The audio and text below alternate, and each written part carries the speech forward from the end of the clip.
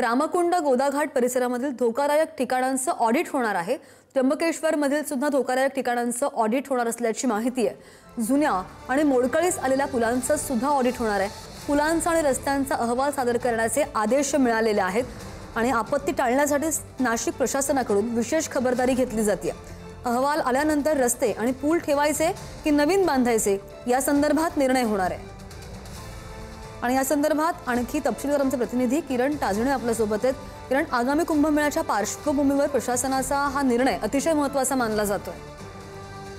अगदी खरं आहे श्रद्धा, आपल्याला माहिती की 2027 ला नाशिकमध्ये सिंहस्थ कुंभमेळा पार पडतोय आणि या सगळ्या अनुषंगाने सरकारकडनं या सगळ्या संदर्भामध्ये जोरदार हालचाली सुरू झालेल्या आहेत।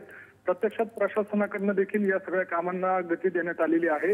महत्त्वाची बाब म्हणजे कुंभमेळ्याच्या काळामध्ये कुठलीही आपत्ती कोसळू नये या दृष्टीनं ज्या धोकेदायक इमारती, वाडे, त्यासोबतच रस्ते, पूल हे जे मोडकळीस आलेले आहेत किंवा धोकेदायक आहे याचं प्रत्यक्ष ऑडिट करून याचा अहवाल सादर करण्याच्या सूचना नाशिकचे जिल्हाधिकारी आयुष प्रसाद यांनी दिलेल्या आहेत।